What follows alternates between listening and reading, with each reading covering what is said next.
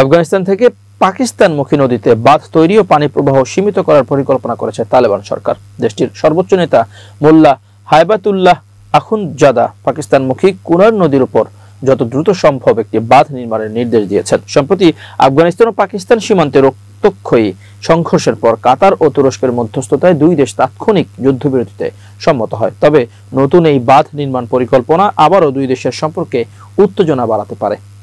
আফগানিস্তানের পানি ও জ্বালানি মন্ত্রী মোল্লা আব্দুল লতিফ মনসুর বলেছেন, সর্বোচ্চ নেতা আখুনজাদা মন্ত্রণালয়কে নির্দেশ দিয়েছেন কুনার নদীর উপর বাঁধ নির্মাণ শুরু করতে এবং দেশীয় কোম্পানিগুলোর সঙ্গে দ্রুত চুক্তি স্বাক্ষর করতে। তিনি আরো বলেন, আফগানদের নিজেদের পানি ব্যবস্থাপনার অধিকার রয়েছে। এই প্রকল্প বিদেশি নয়, বরং দেশীয় সংস্থাগুলোর দ্বারাই বাস্তবায়িত হবে।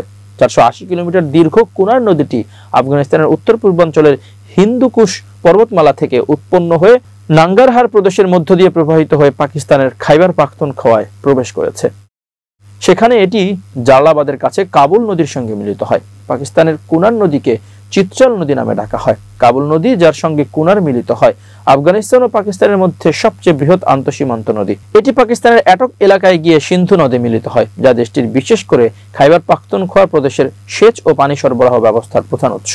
বিশেষজ্ঞরা সতর্ক করেছেন, কুনার নদীর পানি প্রবাহ কমে গেলে সিন্ধু নদীর প্রবাহেও তীব্র প্রভাব পড়তে পারে, যা পাকিস্তানের কৃষি, বিদ্যুৎ ও জীবনধারায় গুরুতর সংকট সৃষ্টি করবে। চলতি বছরের এপ্রিল মাসে কাশ্মীরের পহেলগামে সন্ত্রাসী হামলায় 26 জন নিহত হয়। ভারতে হামলার জন্য সরাসরি পাকিস্তানকে দায়ী করে এবং পরে সিন্ধু পানি চুক্তির অধীনে চলমান কার্যক্রম বন্ধ করে দেয়। পাল্টাপাল্টি অভিযোগের পর মে মাসে দুই দেশ তীব্র সামরিক সংঘাতে জড়ায়। 1960 সালের সেপ্টেম্বরে বিশ্বব্যাংকের মধ্যস্থতায় ভারত ও পাকিস্তানের মধ্যে স্বাক্ষরিত হয় সিন্ধু পানি চুক্তি। এই চুক্তি অনুযায়ী ভারত সতলজ, বিয়াস ও রাভি নদীর উপর পূর্ণ অধিকার পায়। অন্যদিকে পাকিস্তান পায় ইন্দুস, ঝিলম ও চেনাব নদীর পানি ব্যবহারের অধিকার।